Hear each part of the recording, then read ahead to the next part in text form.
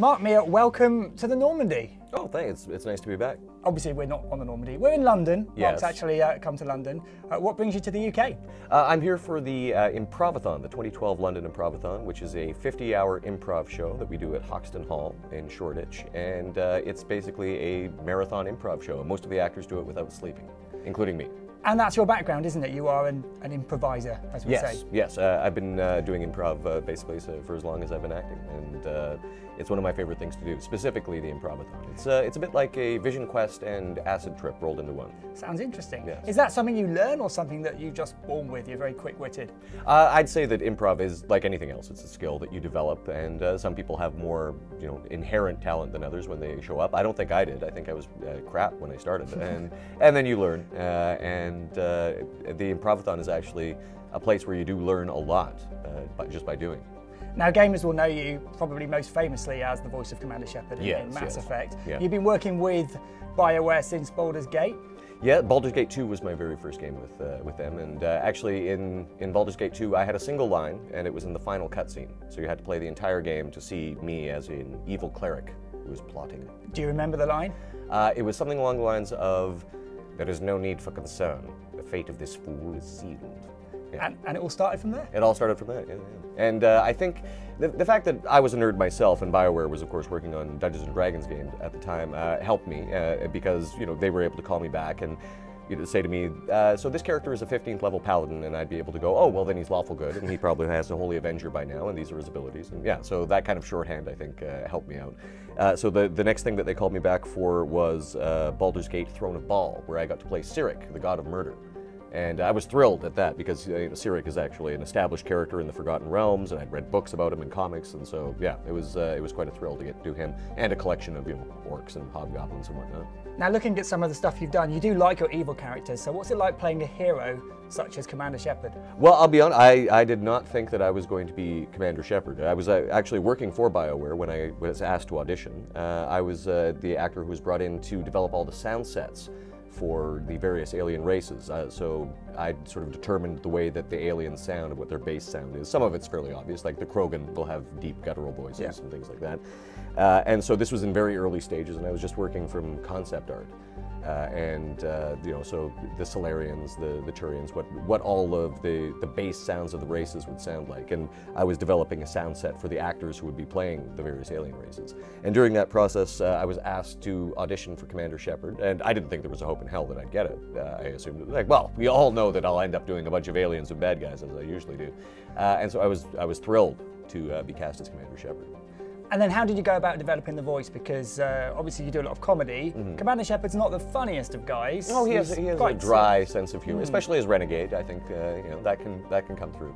But yes, of course, we worked with our directors, developing the voice and what it would sound like. The Commander Shepard voice isn't too far off from my own, and obviously they didn't want, just considering the amount of dialogue that you're going to be doing as Commander Shepard, they didn't want something that was too affected or too far from your natural voice. So there are times in Mass Effect when you're playing voice characters, you're actually talking to yourself?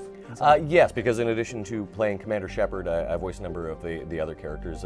In fact, the entirety of the Vorcha and Hanar species, including Blasto, the Hanar Spectre, and various other random aliens here and there. Praza, the Quarian in Mass Effect 2, he's in Tali's loyalty mission where she comes back as a crew member, and so random mercs and whatnot. But let's see. Niftu Cal, the biotic god Volus in Mass Effect 2. So characters like that, like Blasto and Niftu Cal, I quite enjoy doing because coming from a comedy background, it's nice to do a little comic relief now and then. So you've got quite a bit of variety in your voice. Does it help for you to pull a face to do different types of characters? Yeah. I'll be honest. When I'm doing the Vorcha, I'm usually like this and the Botha. And yeah, Vorcha, of course, we had to sort of save till the end of the day because they're a little hard on the throat, and they're mostly just screeching and howling and things like that. One of the things that I did like about the Vorcha particularly was their line about "You wasn't my doctor," which made me feel like I was playing a Doctor Who villain for a little bit. That was nice. Would you like to?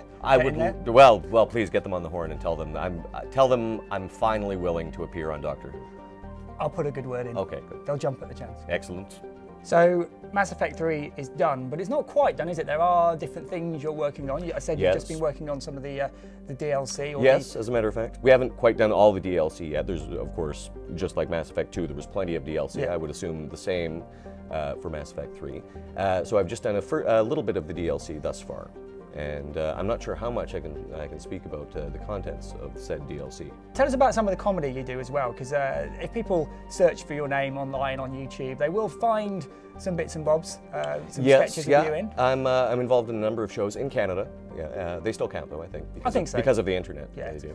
Canada, it's sort of America. Yeah, it's America's hat. Yeah. Is how we like to think of it. So I do a show on CBC Radio, which is the Canadian equivalent of BBC. It's our public radio station, and I do a national radio show called The Irrelevant Show, which is sketch comedy, and we've been doing that for a number of years. I think we're looking at a new season coming up. And also a television sketch comedy show called Caution May Contain Nuts, which is on APTN. Now also you do these Halloween shows where you dress up as, you've got the good guys and the bad guys. You usually play the villain, Yes, seems. often. Tell us about those. Well, I am a big fan of Halloween, and actually it's my wedding anniversary as well.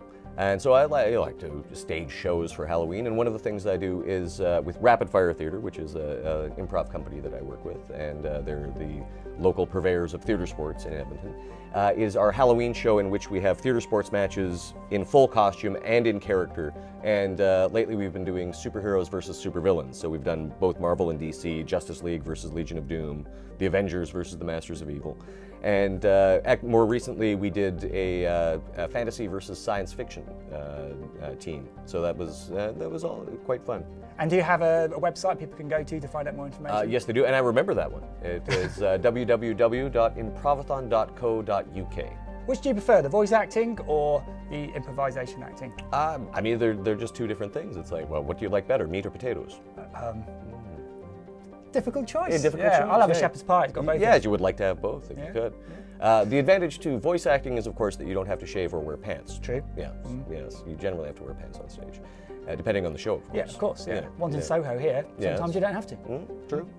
But improv is, I would say, my first love. However, improv generally doesn't pay as well as voice acting, so there's positives ends to both of them. Yeah. Well, hopefully there's plenty more voice acting with BioWare and other people to come. Excellent. Now I've got some messages here that were sent in from some loyal viewers. So I'm just going to load up my Omni tool. Excellent. And let's see. That should be strapped to your wrist. It should be, I know, but I've got the version 1, which you never saw because it was made before Mass Effect started. Okay, Richard Burley says, is there any way we can convince you to release a voice pack for sat-navs? That would rock. Oh, really? Well, I actually, at conventions, I have recorded a large number of voicemails and outgoing messages. After we've done this interview. Of course, yes. Yeah, exactly. But sat-nav would be great, wouldn't it? Commander Shepard saying, turn left to avoid the Reapers. Although, I mean, I'm not trying to talk myself out of a job or anything, but it would make most sense if it was Joker or Edie, really. That's true. Yeah. Yes. I could be in the background occasionally. Yelling orders. Yes.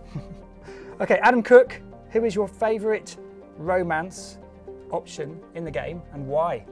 Well, I have to say that I did not show a lot of fidelity when I did my playthroughs of Mass Effect 1 and 2. I haven't done 3 yet. But on the first game, my Renegade romanced Ashley and my Paragon romanced Liara. Of course, I had inside knowledge knowing that they would not be playable companion characters in 2, so I switched allegiances, and my Renegade romanced Miranda, and my Paragon went with Tali. Greedy. Yes. But I mean, I think that if you show fidelity, then Mass Effect 3 sort of plays out a little differently. So it does. I don't know what my bed hopping is going to get me in Mass Effect 3 when I play through. Courtney Woods, what is your favourite Commander Shepard line? Any favourites out there? I should go. That's the one. That's the one that I said the most. I think it's practically Shepard's catchphrase. And both Jennifer and I had to say that or variants of it so many times it became a hilarious running gag with our sound technicians. Don't go yet. We've still got some more questions. Yeah, I should go. Or and actually, at any point, if I needed to go to the bathroom, I would just stop in the middle of a line and say, "I have to go." And they're wondering whether it's a line or whether you actually need to go to the It bathroom. would usually result in a lot of laughter, and then I would go pee. Then I'd come back. Very good. No laughter there, hopefully. Vicky Blake, one of the things that Shepard is known for is the ability of having a romance option with several of the characters in the Mass Effect series, as you did. How hard is it to go into a booth and voice out those romantic interludes? Well, I mean, it's just like any other sort of acting. It's like, how difficult is it to go in a booth and pretend to be angry at someone who's not there? Yeah, because a lot of the time you're not actually with them, apart from when they play the line back to you for you to feed off. Yes, I mean, because we were recording in 3 separate countries, there was, and just the realities of trying to coordinate actors' schedules, we very seldom were in the same room. In fact, almost never.